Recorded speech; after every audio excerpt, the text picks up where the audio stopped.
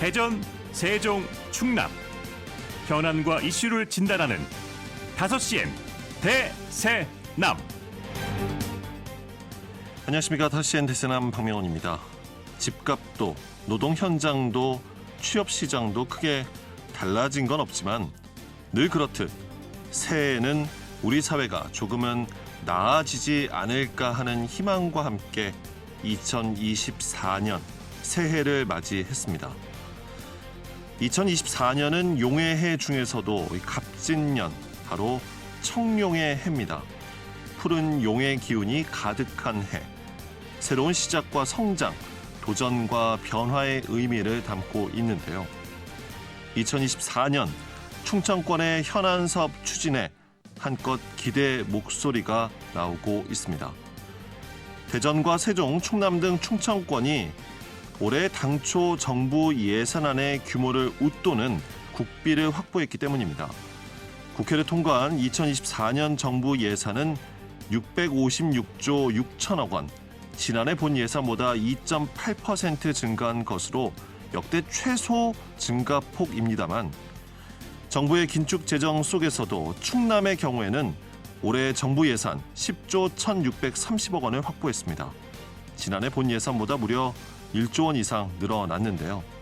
충남이 확보한 주요 국비 사업으로 내포 그린바이오 벤처 캠퍼스와 서산공항 건설 기본 설계비, 장항 국가습지 보건사업비, 또 천안과 아산의 현안인 충남 재활병원 건립 등의 사업이 반영됐습니다.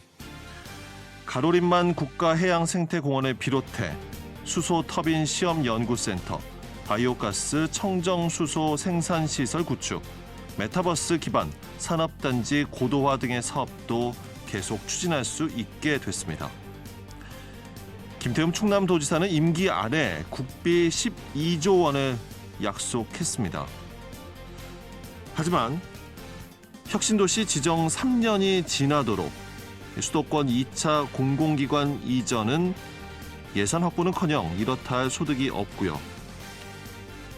2025년부터 시작되는 대형 SOC 사업과 지방 이양 사업 등에 대해서는 국비가 반영되지 않았습니다. 대전시도 지난해보다 1,255억 원 늘어난 4조 2,740억 원의 국비를 확보해 국비 4조 원 시대를 유지할 수 있게 되면서 도시철도 2호선 트램과 충청권 광역철도 1단계 건설, 경부고속도로 회덕IC 연결도로 개설 등 대전시가 요청한 대부분의 사회간접 자본과 과학산업 경제 분야 사업이 반영됐습니다. 세종시도 시 출범 이후 가장 많은 1조 5,202억 원의 국비를 확보했는데요. 특히 세종의사당 부지 매입비와 대통령 제2집무실 건립비가 반영돼 세종시 행정수도 완성에 탄력이 붙을 것이라는 기대가 나옵니다. 다양한 암초에 부딪혀 지난해 매듭짓지 못한 충청권의 현안들, 갑진년 새해에는 묵은 과제도 하나씩 해결의 실마리를 찾고 매듭 지어지기를 기대합니다. 1월 1일 월요일 5시엔 대세남 시작합니다.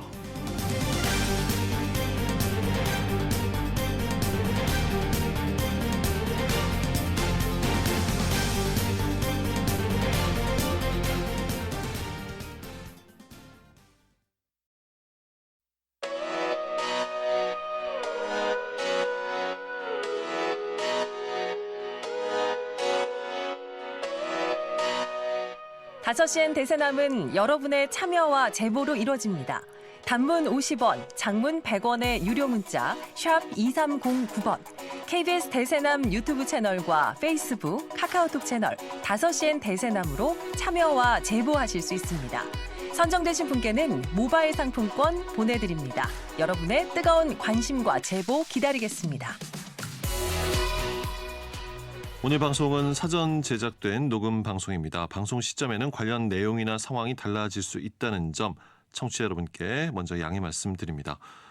자, 키워드로 보는 뉴스 브리핑 IMTV 정진호 PD 함께하겠습니다. 정 PD 어서 오십시오. 네, 안녕하십니까. 정진호입니다. 예, 새해 복 많이 받으십시오. 네, 새해 복 많이 받으십시오. 예, 첫 번째 키워드 뭘까요? 네, 상반된 10대 뉴스입니다. 예, 새해 첫 키워드입니다. 어떤 내용입니까? 네, 우리가 늘 한 해를 정리할 때 하는 말, 이 다사다난했다 이런 말 많이 하지 않습니까? 예. 지난 2023년도에 참 대전 충청권 다사다난했던 것 같습니다. 네. 지난 한 해 역시 지역에서 많은 일이 있었죠. 네, 한 해를 마무리하면서요, 지자체들이 10대 뉴스라는 거를 선정해서 발표하죠. 대전시도 지난 12월 초에 2023 대전광역시 10대 뉴스를 선정해서 발표했었는데요. 젊어지는 도시 대전, 전국 유일 출산율 증가가 1위였었고요. 그리고 대전 영시축제가 2위, 도시철도 2호선 수소트램 확정이 3위, 그리고 역대 최대 160만 평 국가산업단지 선정이 4위, 우주산업 클러스터 조성 본격화가 5위였고요. 그다음에 충청권 광역철도 1단계 착공이 6위, 국내 기업 투자 유치 1조 원 돌파가 7위, 베이스볼 드림파크 착공이 8위, 그리고 전국 최초 두 자녀 가정 이 지하철 무료 탑승이 9위, 그리고 청년 주거 안정 월 20만 원 월세 지원이 10위를 차지했다고 발표했습니다. 예. 물론 들어보면 다 좋은 내용의 뉴스만 있습니다. 네, 예. 이게 역대 어느 시점에서든지요, 좀 이런 좋은 뉴스, 그러니까 이게 좀 비슷한 상황이거든요. 그렇죠. 네, 그래서 지자체가 연말에 발표하는 10대 뉴스가 너무 좀 자화자찬식 행정 홍보 아니냐 이런 지적도 있는데요. 이런 가운데 지난해 말에 언론 감시 시민 단체인 대전 충남 민주언론 시민연합도요, 이 모니터단과 회원 투표를 통해서 대전의 10대 뉴스를 발표했습니다. 그런데 민원연이 발표했던 10대 뉴스와는 대전시 발표 상당히 좀 내용이 달랐습니다. 어떤 뉴스가 선정이 됐길래 상당히나 달랐습니까? 네, 이번 뉴스 후보는요, 민원연 모니터단이 선정을 했고요. 그 후보를 바탕으로 민원연 전체 회원 투표를 거쳐서 순위가 최종 결정된 겁니다. 1위는요, 대전시의 수상한 수의계약 그리고 일감 몰아주기였었고요. 그리고 투표에 참여한 일부 회원들은 여기에 대해서 이 공정하게 사용하도록 시민이 위임한 시장의 권한을 이 사적 이해관계로 사용한 거는 권한 남용의 전형적인 형태로 볼 수 있다. 이런 지적을 했고요. 또 언론의 지속적인 권력 감시가 필요하다 이런 의견을 남기기도 했습니다. 예. 2위는 이 전세 사기 피해자의 미온적인 대전시였었거든요. 회원들은 이 축제 예산은 늘리면서 이 전세 사기 피해자를 구제할 예산은 없다는 그런 대전시 행보가 실망스럽다면서요. 이 역시도 언론이 지속적인 관심을 가져야 한다. 이런 의견을 남겼습니다. 1위와 2위만 봐도요. 대전시가 발표한 것과 상당히 다르군요. 네, 많이 다르죠. 3위는 비전문기관의 대전시 센터 위탁 그리고 폐쇄로 이어져 이 대전 인권센터하고 사회적자본 지원센터 관련된 이야기가 차지를 했고요. 예. 그리고 선거 캠프 출신 비전문가로 채워진 대전시 산하기관장 인사 논란과 이 위태로운 교권, 용산초 교사의 극단적 선택과 학교 안에서의 칼부림 이런 사건들이 공동 4위를 차지했습니다. 그 밖에 6위는요. 민선 8기 대전시 위기의 민자 사업이 차지했고요. 그리고 시정에 깊숙이 침투한 이념 논쟁, 홍범도 장군노 같은 것들이 있었죠. 이런 예. 것들이 7위를 차지했습니다. 그리고 이제 서철모 대전 서구청장의 체육회장 선거 개입 논란이 8위. 그리고 이딴 당선 무효형 김광신 대전 중구청장과 황운하 국회의원 이 사건이 9위를 차지했고요. 그리고 대전시의 부실한 대학 정책, 연이어 탈락한 라이즈 글로컬 대학 30 사업이 2023 대전 10대 뉴스 10위를 차지했습니다. 예.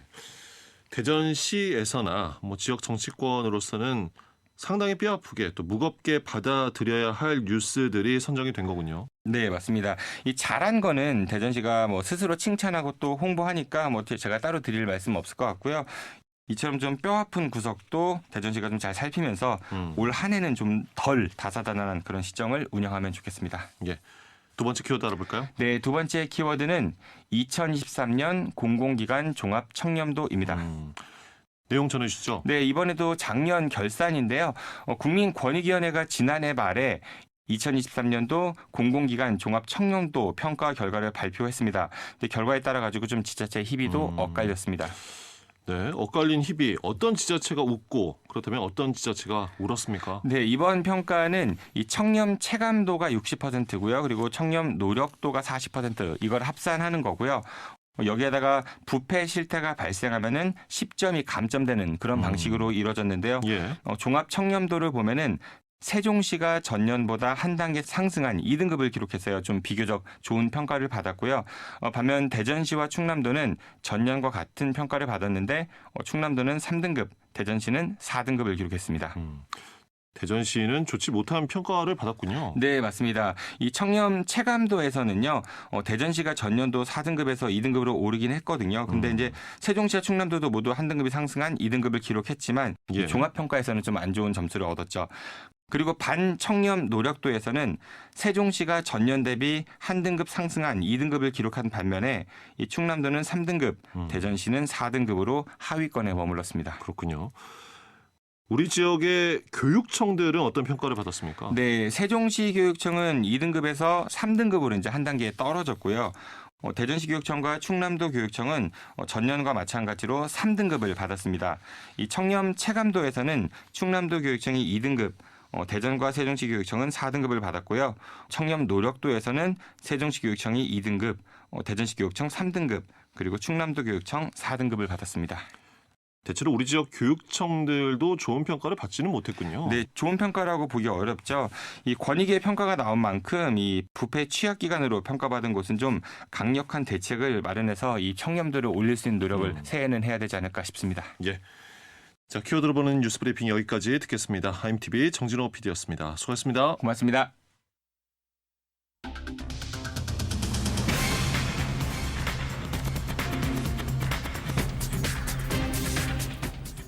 다섯 시엔 지역의 이슈와 현안을 진단합니다. 5시엔 대전, 세종, 충남 지역민의 목소리를 듣습니다. 5시엔 시사라디오, 5시엔 대세남이 있습니다. 오늘 방송은 사전 제작된 녹음 방송입니다. 방송 시점에는 관련 내용이나 상황이 달라질 수 있다는 점 청취자 여러분께 다시 한번 양해 말씀드립니다. 자, 새해 첫날 5시엔 대세남 집중 인터뷰 이어집니다. 22대 총선이 이제 100여일 앞으로 다가오면서 여당 국민의힘은 한동훈 비상대책위원장 체제로 본격적인 총선 대비에 들어갔습니다. 또 한편 대전 지역 총선 판세를 흔들 다양한 변수들 이제 드러나고 있는데요. 오늘과 내일 집중 인터뷰 시간에 대전 지역 여야 시당 위원장들과 각각 인터뷰를 진행해 지역의 총선 준비 상황은 어떤지 그리고 주요 정치 현안을 점검해보는 시간 갖도록 하겠습니다. 오늘 먼저 여당 국민의힘 대전광역시당 이은권 위원장입니다. 전화 연결되어 있습니다. 여보세요, 이은권 위원장님 나와 계시죠? 안녕하세요, 이은권입니다. 예, 안녕하십니까. 위원장님 새해 복 많이 받으십시오. 예, 새해 복 많이 받으세요. 예. 위원장님 청취자 여러분께도 새해 인사 전해주실까요? 예, 5시엔 대세남 청취자 여러분 안녕하세요. 국민의힘 대전시당 위원장 이은권입니다. 2024년 갑진년 새해가 밝았습니다. 갑진년에도 여러분들이 건강과 함께 뜻하신 바를 모두 이루는 희망찬 한 해가 되시기를 간절히 소망합니다. 우리 국민의힘도 여러분들의 행복한 일상을 위해 늘 곁에서 함께 하겠습니다. 새해 복 많이 받으십시오. 예. 위원장님 새해를 맞이하면서 그래도 이제 지난해 우리 예. 사회 정치 전반적으로는 어떠한 한 해였다라고 생각하십니까? 정치인이기도 하지만 일반 시민으로 생각한다면 2023년 우리 정치는 정말 격동화 시간이고 혼란의 그런 시간이었다고 저는 그렇게 생각을 합니다. 예. 정말로 국민들 눈에는 정치가 너무 제한 없는 비판이 난무하는 그런 정쟁으로 갈등을 일으켰고 또 많은 국민들께서 다소 실망을 하지 않으셨나 예. 또 실망을 안겨드리지 않았나 그렇게 생각하면서 정치하는 사람들 저를 포함해서 진심으로 각성해야 된다고 생각을 합니다. 예. 또한 우리 윤석열 정부가 2년 차에 이제 접어들었는데 시대적 소명인 교육이라든지 연금이라든지 노동 3대 개혁 등 국정과제를 추진함에 있어서 정말 국회에서 사사건 제동이 걸리면서 국정 운영에 많은 어려움을 겪었고 지금도 겪고 있는 상황이 아닌가 그렇게 진단을 해봅니다.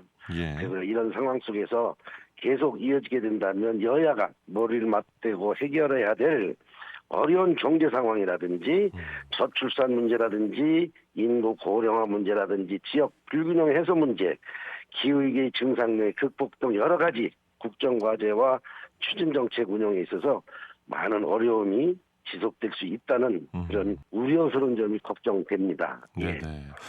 중앙 정치 상황부터 짚어보겠습니다. 오는 4월에 있을 총선의 승패를 가를 핵심 요소 바로 인적 쇄신일 것입니다.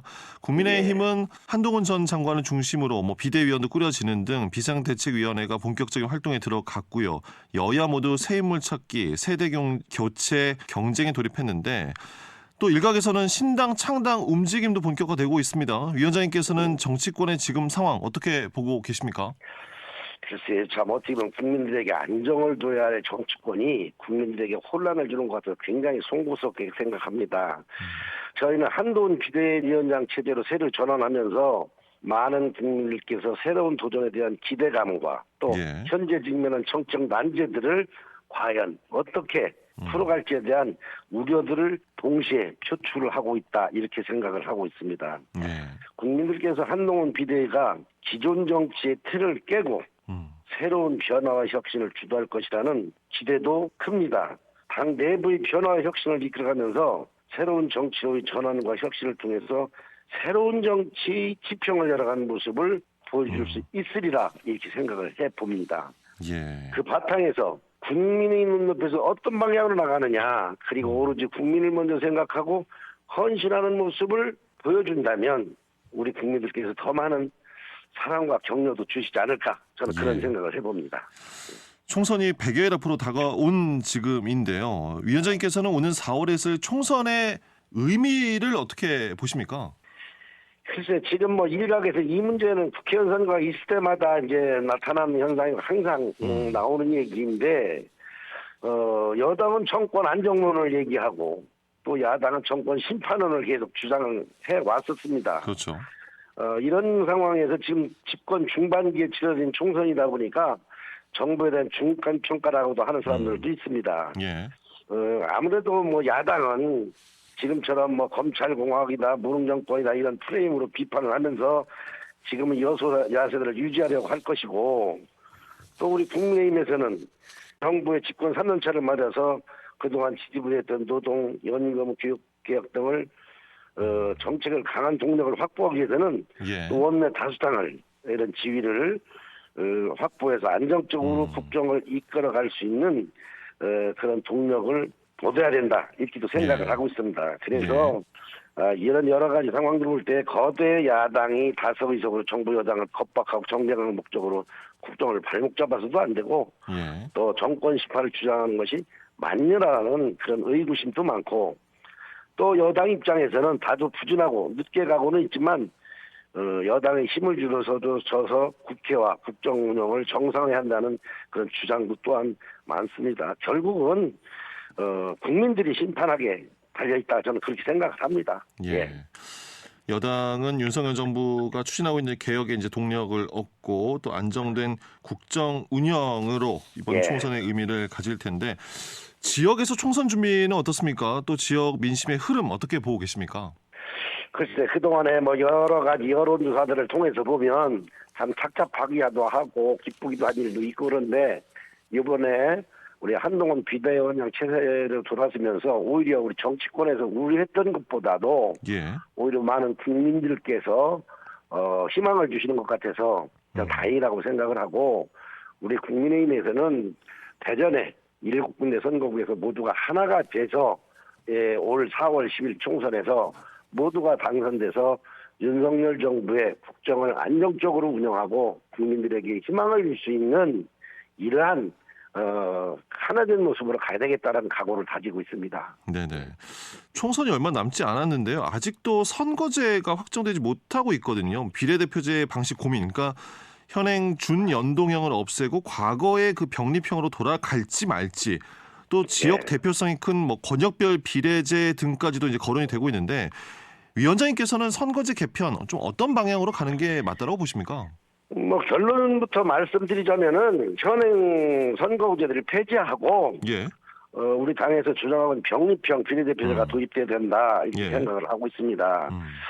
거대 양당이 지역구에서 이어가지고 비례의석까지 대부분 차지하는 문제가 있고 또 정치적 다양성과 사회 약점을 반영하기 위해서 소수 정당 원내 입성을 필요로 하는 여러 가지 복잡한 논의가 진행되고 있습니다만서도 예. 현재 비례의석 수를 지역구 의석과 연동해 배분하는 준동형 비례대표제는 지난 20일 때 총선을 앞두고 더불어민주당하고 군소정당이 연합해 해서 아마 날치기란 이러한 선거법에 근거를 두고 있습니다.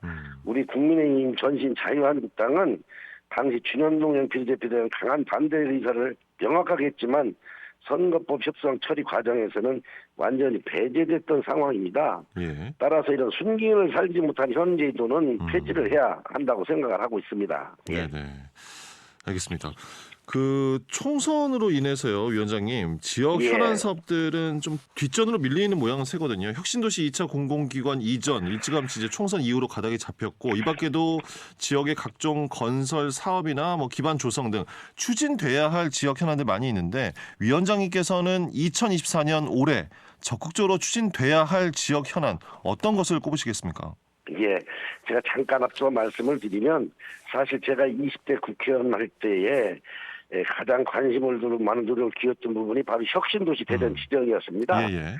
그리고 대전 지역 소재 공공기관의 지역인재 채용 의무화를 규정한 혁신도시 특별법 개정안을 제가 대표 발의해서 우리 지역 청년들을 위한 일자리 창출을 위해서 노력한 바도 있는데 예. 그렇게 노력을 해서 만들어놨었지만 혁신도시 대전은 공공기관 이전이 미뤄진 상태입니다. 네네. 아마 총선 후에 발표할 것으로 예정된 이 공공기관 2차 이전 계획이 대상 기관이 한 154군데인가 그렇게 돼요. 예. 지역 여건에 부합하는 기관을 먼저 선별해서 전략적으로 접근해서 반드시 우리 대전의 특성과 상황에 맞는 기관이 이전해 올 수 있도록 전부 힘을 같이 모아야 된다. 저는 예. 그렇게 생각을 하고요. 예. 그 와중에 또 우리 한국 첨단 반도체 기술센터 대전 유치입니다. 우리 대전에는 50주년을 맞는 대덕 특구가 있는데요. 26개의 정부 출연 연구기관들이 위치해 있고 또 카이스트라는 최고의 대학이 있습니다. 반도체 관련 인프라와 인적 교류의 플랫폼이 될 한국 첨단 반도체 기술센터가 이런 훌륭한 연구자원과 연계돼서 활용된다면 아마 최소의 투자로 최대 효과를 낼 수 있을 것이라고 생각하기 때문에 예. 반드시 우리 대전에 유치를 하는데 힘을 함께 해서 꼭 유치해야 된다. 저는 그렇게 생각을 하고 있습니다. 예, 지역의 모든 역량을 쏟아부어야 한다라는 말씀이시고요. 예. 올해는 무엇보다 총선을 치러야 하는 해이기에 국민의힘 대전시당 더 바쁜 한 해를 보내야 할 텐데요. 새해를 맞아 국민의힘 대전시당 또 어떤 계획 세우고 있는지 지역민들께 끝으로 말씀 전해 주신다면요. 예, 총선이는 해답을 누가 뭐라고 해도 4월 10일 총선이 가장 큰 일이라고 생각을 합니다. 예. 대전에 국회의원이 7명 있는데 이 모두가 현재는 국민의힘에 한석도 없습니다. 그래서 내년 다가오는 4월 10일 국회의원 선거에서는 국민의힘에서 다 당선이 돼서 대전의 발전을 견인해야 할 것이고 또 국정 운영에 힘을 보태야 할 것이라고 생각이 돼서 꼭 내년 총선에서 대전 시민들의 사랑과 응원을 받아서 다 우리 국민의힘에서 당선돼야 된다 이렇게 생각을 하면서 많은 관심과 응원을 부탁을 드립니다. 그리고 우리 대전 시민들께 늘 함께할 것이고 우리 시민들 모두가 새해 복 많이 받으시길 바라겠습니다. 감사합니다. 네, 여기까지 오늘 듣겠습니다. 위원장님 인터뷰 감사합니다. 예, 감사합니다. 집중 인터뷰 국민의힘 대전광역시당 이은권 위원장과 정치 전반의 상황 또 지역 주요 현안에 대해 살펴봤습니다. 내일은 이어서 야당 더불어민주당 대전시당 황운하 위원장과 인터뷰 마련됩니다. 많은 관심과 청취 부탁드립니다. 1월 1일 5시엔 대세남 함께하고 계신데요. 이어서 5시엔 대세남 독서 캠페인이자 우리 사회 전반적인 문제들을 책을 통해 함께 고민해보는 책으로 보는 시사 대세남 책사. 자, 오늘은 물리학자 김상욱 교수의 하늘과 바람과 별과 인간이라는 책을 소개해드립니다.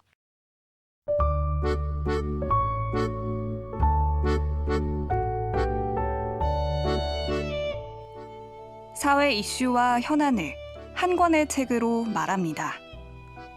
희망의 책과 함께하는 책으로 보는 시사. 대세남 책사.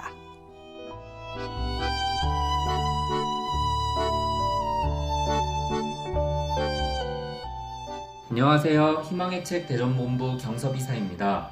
2023년이 끝나고 2024년이 찾아왔습니다.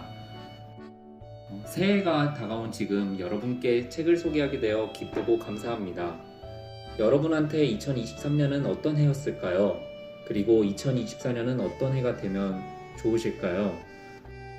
새해의 첫 책으로 어떤 책을 추천해야 할까 참 많이도 고민했는데 대중과 소통하는 물리학자 김상욱의 하늘과 바람과 별과 인간을 소개할까 합니다. 제목에서 알 수 있듯이 윤동주 시인의 시집에서 영감을 받은 이 책의 제목 하늘과 바람과 별과 인간은 존재하는 모든 것을 이해하고 싶었던 저자의 마음을 담고 있는데요. 저자에게 하늘은 우주와 법칙을, 바람은 시간과 공간을, 별은 물질과 에너지로 다가온다고 합니다. 여기에 인간을 더한 하늘과 바람과 별과 인간은 그러니까 물리학자로서 책에서 다루고자 하는 모든 대상들을 포함합니다.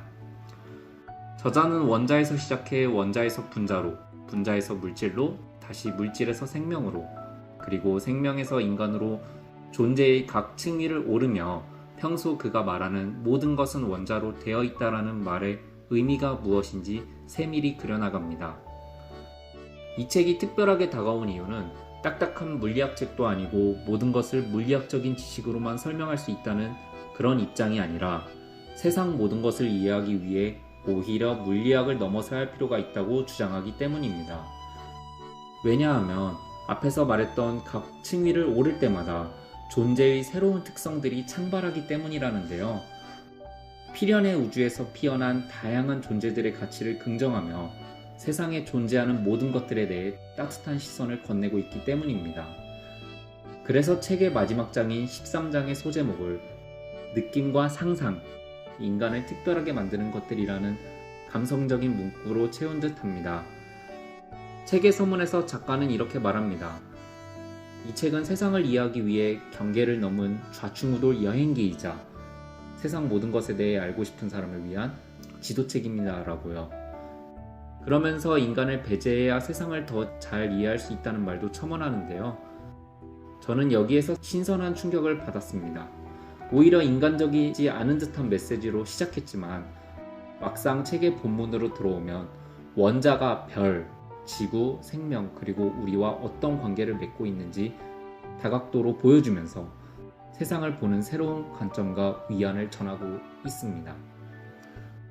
기후위기와 경제위기, 끊이지 않는 세계의 분쟁 소식, 정보의 범람 속 가짜뉴스가 사람들을 현혹했던 2023년, 우리는 이제 한 해를 마무리하고 한 해를 준비하고 있습니다. 우리한테 지금 필요한 것은 과학과 이성의 눈이라는 생각이 듭니다. 그래서 이 책을 추천하며 마무리합니다. 감사합니다.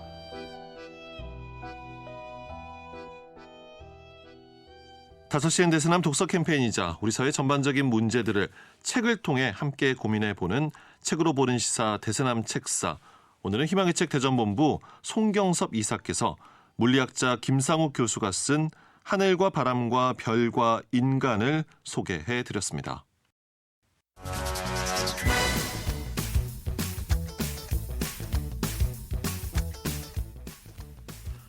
오늘 방송은 사전 제작된 녹음 방송임을 말씀드립니다. 방송 시점에는 관련 내용과 상황이 달라질 수 있다는 점 청취자 여러분께 다시 한번 양해 말씀드립니다.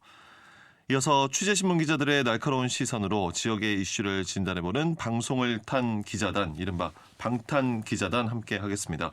중도일보 임효인 기자, 충청투데이 최윤서 기자 오늘도 자리했습니다. 두 분 어서 오십시오. 안녕하세요. 2024년 갑진년의 해가 밝았습니다. 청룡, 푸른 용의 기운이 가득한 이 새 첫 시작을 방탄기자단 두 분과 함께하게 됐는데 두 분 새해 복 많이 받으시고요.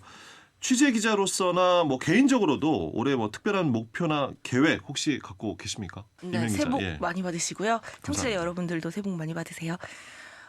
최윤서 기자도 사실 저랑 비슷할 것 같은데 저희가 작년에 2023년에 결혼을 했습니다. 그래서 2024년에는 새로운 생명을 한번 만들어 보는 것을 저의 개인적인 목표로 하고 있습니다. 저도 마찬가지고 기자로서도 네, 올해 저는 출입처가 동일하게 교육 맡게 돼서 똑같이 열심히 교육 현장을 뛰어다녀 보도록 하겠습니다. 두 분께 무엇보다 반가운 손님이 꼭 찾으시길 바라고요. 네.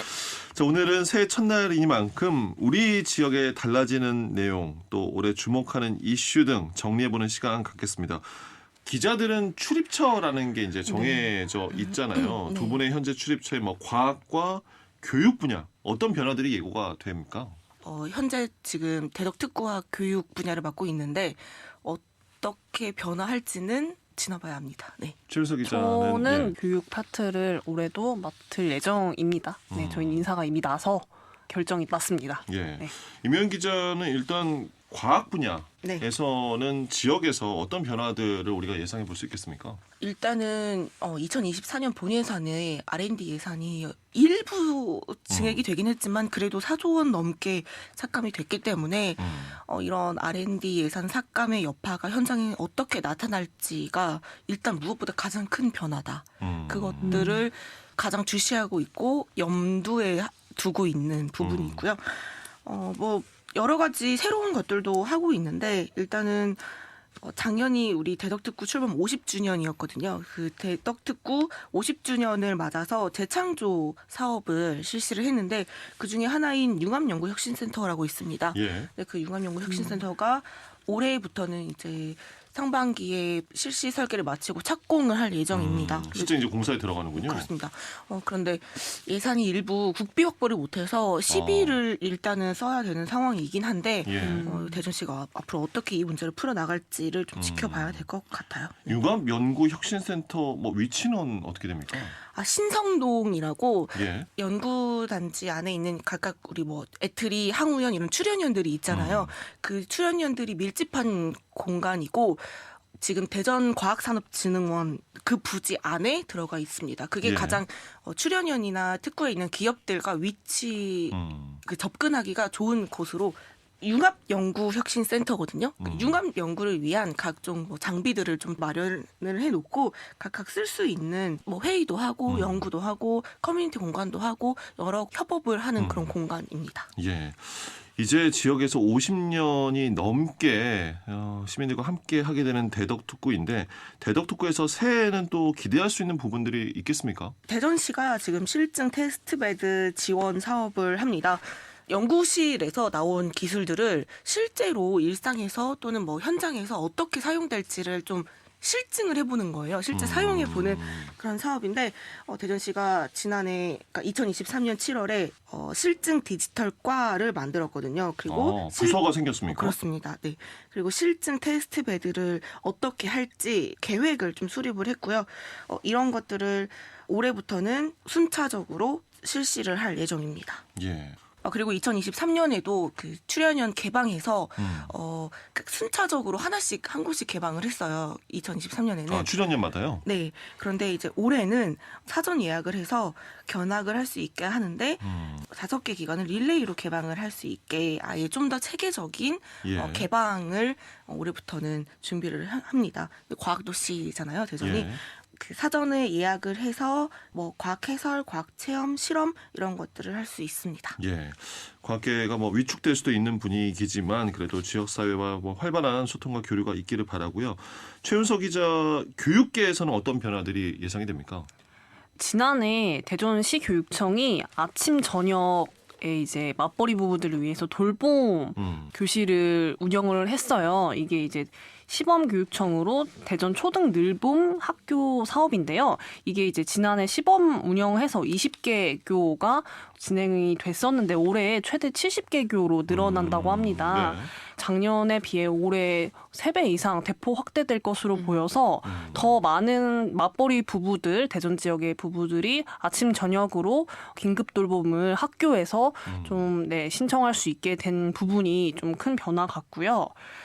학교별 수요를 좀 파악을 해서 다음 달까지는 최종 참여 학교 수를 결정할 예정입니다. 그리고 올해부터는 이제 소규모 중학교를 대상으로 대안교육 특성화 시범 사업도 진행이 돼요. 이제 어떻게 보면 학급 수가 적고 학생 수가 적은 그런 외곽의 소규모 중학교의 경쟁력이 사실 상대적으로 교육 격차가 있기 때문에 이런 학교들을 대상으로 좀 적극 더 지원 정책을 강화할 것으로 보이고요. 그리고 또 정말 많은 학부모님들이 기다리셨을 것 같습니다. 대전 복용초랑 대전 둥곡초중학교가 3월에 개교를 합니다. 새롭게. 그래서 어떻게 보면 과밀학급에 올해를 기점으로 소폭 숨통이 트일 것 같습니다. 또 교권보호 이슈가 지난해 뜨거웠었잖아요. 그렇죠. 그래서 올해부터는 연초에 대전 각 교육지원청에 교사들의 이 행정 업무를 경감시킬 수 있는 학교 통합지원센터가 설치가 돼요. 그래서 이 센터를 중심으로 이제 교사들이 각종 행정 업무를 좀 경감시킬 수 있는 그런 기회가 될 것으로 보입니다. 예. 그리고 마지막으로는 이건 뭐 전국적인 이슈긴 한데요. 이제 윤석열 정부의 지방시대 특구 정책 중 하나가 교육발전 특구예요. 네. 이게 어떻게 보면 지역에서 교육을 받고 지역의 대학을 진학하고 지역에서 취업을 하고 그리고 지역에서 결혼, 출산, 그리고 양육까지 이제 일원화돼서 좀 지역에 정주할 수 있는 환경을 만들자. 그래서 이 일을 위해서 최대 지역별로 100억 원 정도의 재정 지원을 해주겠다. 교육 시스템을 완전히 혁신적으로 한번 바꿔봐라. 이게 전국 공모 사업인 네, 거죠? 예. 이게 이제 올해 시범 지역을 선정을 하는데요. 이건 단순히 교육청만의 사업은 아니고요. 지자체랑 교육청 그리고 지역 내 각종 유관기관들이 협업을 해서 한번 혁신적인 지역 공교육 강화 정책을 한번 만들어봐라. 이런 취지로 지금 시작을 했어요. 지역에서 그러니까 교육과 그다음에 또 정주 여건까지 네네네. 종합적으로. 예. 굉장히 광범위한 어쨌든 프로젝트인데 지금 대전도 열심히 준비를 하고 있습니다. 대전은 어떻게 보면 고등학교랑 대학 간의 그런 산업을 연계해서 일자리를 창출하는 방안으로 좀 모색을 해본다고 해요. 그래서 보육이랑 주거 지원에 초점을 맞춰서 대전형 모델을 만드는데 노력을 하고 있고요. 예. 네, 이 시범지역 1차 공모가 다음 달이죠. 2월 9일까지 접수를 받고요. 바로 결과가 나옵니다. 3월 예. 초에 결과를 발표해서 상반기에는 이 이슈가 교육계에서 굉장히 주목되는 이슈입니다. 그렇군요. 대전시가 교육발전 특구로 선정될 수 있을지 이 공모 사업에서 반가운 결과가 전해지기를 기대하고요. 우리 지역에는 21곳의 대학이 있고 지난해 기준으로 보면 12만 명이 넘는 학생이 재학 중에 있습니다. 매년 지역을 이끌어 나갈 훌륭한 제목들이 배출이 되고 있는 건데 이들을 위한 정책적인 지원 어떤 것들이 있겠습니까? 사실 출생률도 계속 떨어지고 있고 그러다 보니까 대학교에 진학할 학생들도 줄고 있고 그게 꼭 사회에 있는 노동 인구가 감소하는 그런 악영향이 계속 도미노처럼 이어지는데 예. 최근에 30, 40대 청년들이 일자리를 구하지 못하거나 구하지 않는 그런 현상들이 이어지는데 예. 그냥 쉬었음이라고 응답하는 청년들이 41만 명에 달한다고 합니다. 그래서 정부가 좀 이 청년들을 적극적으로 취직을 하고 일자리를 얻을 수 있게 이런 지원 정책을 하는데 국가 차원에서 지자체 차원에서 각각 사업이 진행이 됩니다. 예. 일단은 국가 차원에서 보면은 구직 단념 청년 맞춤 프로그램이에요. 구직을 단념한 그냥 쉬었음 청년들을 대상으로 프로그램을 진행을 합니다. 뭐 진로 상담, 자기소개 컨설팅, 멘토링 이런 것들을 해서 이 프로그램을 이수했을 때 소정의 어떤 인센티브를 지원을 하고 취업까지도 연계할 수 있는 그런 정보 제공 이런 것들을 한다고 합니다. 예. 그리고 온라인 창업 지원 플랫폼이 올해부터 새롭게 운영이 되는데요. 그동안은 취업 정보 플랫폼은 굉장히 강화가 됐어요. 근데 그에 반면 창업을 지원하는 정책에 대한 홍보나 그런 연계는 미흡한 부분이 있어서 예. 대전 지역의 모든 창업 지원 사업을 한눈에 알아볼 수 있는 그런 온라인 플랫폼이 개설돼서 이제 창업을 준비하는 청년들은 이 플랫폼으로 일원화돼서 정보를 네. 얻을 수 있을 것으로 보입니다. 그리고 이제 청년들이나 신혼부부 주거 지원 정책으로 열심히 추진해왔던 대전형 청년주택 다가온이 드디어 입주를 시작을 하게 됐어요. 예, 올해 이제 입주가 되는군요. 네. 2018년부터 추진을 해서 드디어 올해 2월부터 첫 입주를 시작을 하게 됩니다. 그래서 올 한 해 동안 3개 단지 824호가 준공돼서 많은 신혼부부들이나 청년들이 좀 기다리는 사업 중에 하나가 이제 시작이 될 것 같습니다. 지난해 전세 사기 때문에 대전 지역 많은 피해자들이 고통을 호소해 왔는데요. 지금도 진행 중이고요. 네, 예. 여전히 진행 중이고요. 이런 전세 사기 피해를 예방하기 위해서 올해부터 전문가 상담부터 계약까지 맞춤형으로 원스톱 지원 체계를 마련할 예정인데요. 예. 사실 이건 좀 지켜봐야 되는 부분이 이게 사업비가 따로 책정된 게 아니라 자발적인 그런 무료 재능 기부 형태로 지원이 되기 때문에 때문에 네. 일회성에 그칠 수도 있고요. 단기적으로 그칠 가능성이 있기 때문에 이게 장기적으로 좀 효율적으로 좀 추진이 될 수 있도록 지켜봐야 하는 상황입니다. 예. 그런가 하면 우리 코너에서도 다뤘습니다만 지난해 대전시 10대 뉴스 이 성과 1위로 뽑힌 내용이 전국 광역 지자체 중에서 유일한 출산율 증가 도시라는 점이었습니다. 그런데 대전시가 2살까지 자녀가 있는 가정에 매달 30만 원씩 지원하던 양육수당을 올해 1월부터 월 15만 원으로 절반 삭감하면서 상당한 반발 나오고 있는데 어떤 변화들 또 있습니까?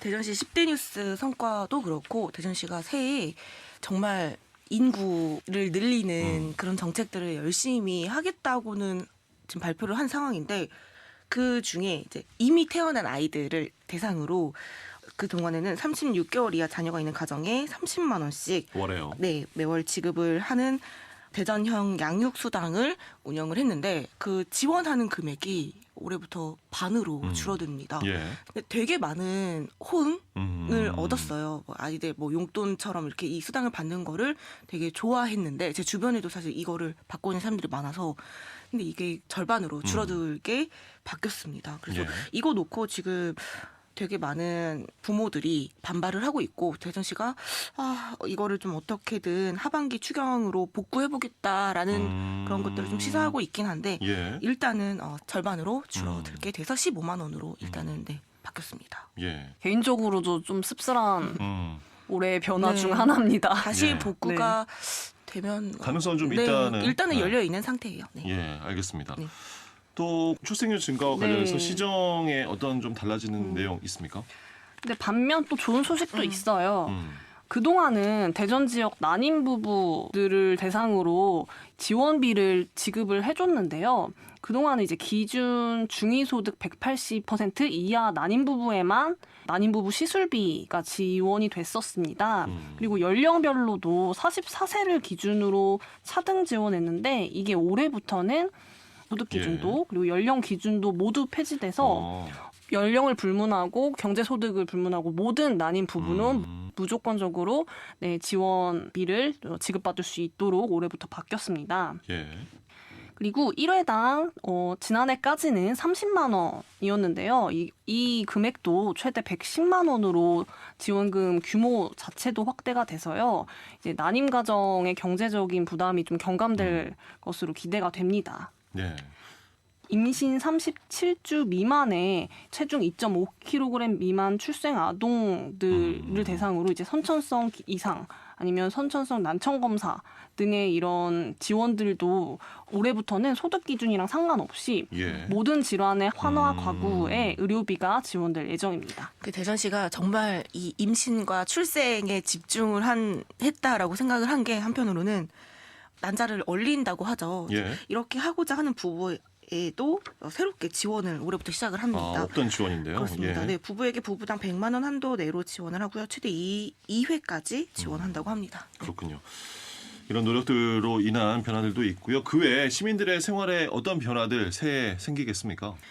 되게 크고 작은 부분들이 좀 많은데 그런 것들을 좀 설명을 드리면 일단은 우리가 보통 주차를 해놓고 차 앞에 휴대폰 번호나 또는 명함을 놓거나 하는데 이런 것들이 개인정보를 유출시킬 우려가 있어요. 예. 그래서 대전시가 이 앞에 QR코드를 이제 제공을 해서 이 QR코드로 그냥 연락을 할 수 있게끔 해주겠다. 이런 서비스를 새해부터 도입을 하고요.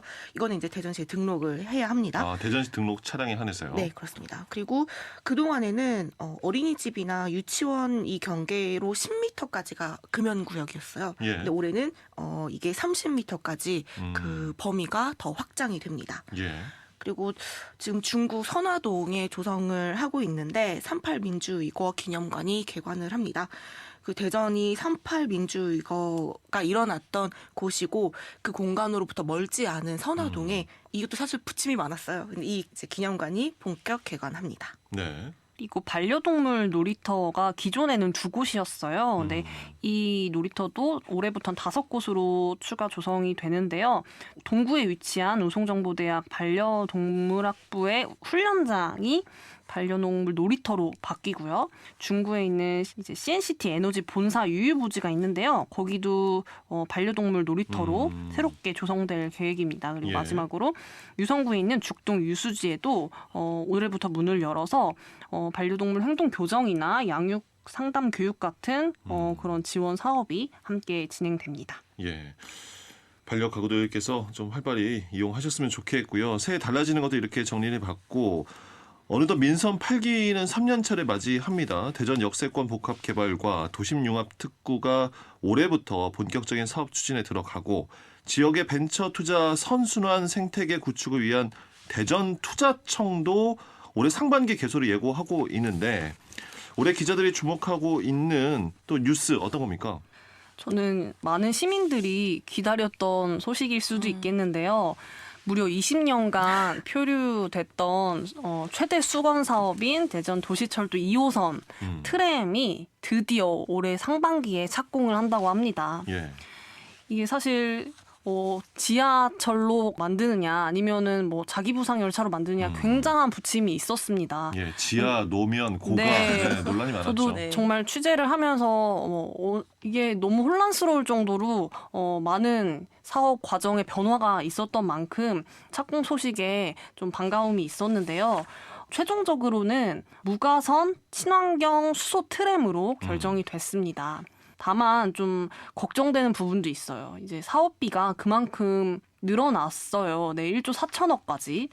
이 적정성 재검토를 차질 없이 통과를 해야만 원활한 사업 추진이 가능하기 때문에 예. 착공도 착공이지만 사업비 조정이 무조건적인 선결 과제입니다. 그리고 이 수소 트램이라는 사례가 전 세계적으로 상용화된 전례가 한 번도 없었기 때문에 대전에서 안전사고 없이 정말 시민들의 제2의 발이 돼줄 수 있을지는 좀 지켜봐야 하는 상황입니다. 예. 네.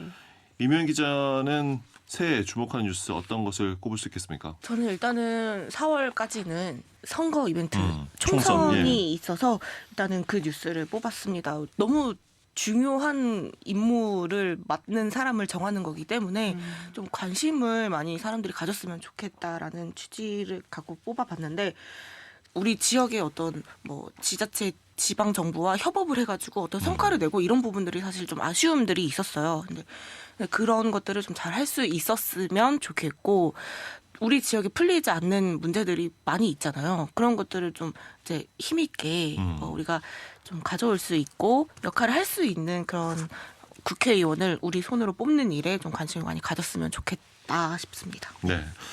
짧은 시간이지만 올해 달라지는 것들 또 지방행정을 비롯해 주목해야 하는 주요 이슈 등 짚어봤고요. 많은 변화들 있을 것입니다. 특히 총선 국면에서 어떤 정책, 공약이 지역에서 등장할지 기대와 관심 모아지고 올해 지역 정치권을 비롯해서 대전시 등 행정에서 어떤 모습을 보여줬으면 하는지 또 두 분 기자들에게 당부의 말씀 드리면서 오늘 시간 마무리해 보겠습니다. 네, 이묘인 기자도 얘기했듯 올해는 총선이 있는 만큼 다양한 정책 변화가 예고될 것 같아요. 그렇기 때문에 시민들도 정말 올해만큼은 우리 정치랑 이제 행정적인 부분에 좀 관심을 많이 가져주시고 대전 발전을 위해서 쓴소리도 아낌없이 해주셨으면 좋겠습니다. 예. 2023년 대전시가 여러 성과들도 냈지만 사실 아쉬운 점들도 많이 있었어요. 뭐 가장 대표적으로 뭐 공동체 분야에서 여러 그 기능과 역할을 했던 센터들이 문을 닫게 되고 위축되는 그런 아쉬운 점도 있었는데 새해에는 좀 성과도 좋고 앞으로 나가는 것도 좋은데 옆을 보고 시민들의 이야기를 듣고 목소리를 듣고 시민단체 얘기도 듣고 약간 그런 모습들을 좀 기대하고 싶습니다. 예, 소통하는 모습까지 네. 기대한다는 말씀. 자, 방탄기자단 중도일보 이묘인 기자, 충청투데이 최윤석 기자와 함께했습니다. 두 분 고맙습니다. 고맙습니다. 1월 1일 월요일 새해 첫날에 보내드린 더CN 대세남 오늘 방송은 여기까지입니다. 2024년 갑진년 새해에는 용기와 희망의 상징인 이 푸른 용, 청룡의 기운을 받아 청취자 여러분 개인과 가정 등에 이루시고자 하는 모든 일 다 이루시고 건강하고 또 평안한 한 해가 되기를 기원합니다. 여러분 새해 복 많이 받으십시오. 5시엔 대세남 오늘 끝곡 마이클 부블레의 Feeling Good 준비했습니다. 이 노래 전해드리면서 저는 내일 다시 인사드립니다. 지금까지 박명원이었습니다. Flying high, you know how I feel. Sun in the sky,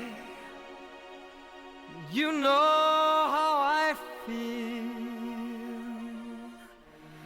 Breeze drifting on by, you know how I feel. It's a new dawn, it's a new day, it's a new life for me. And I'm feeling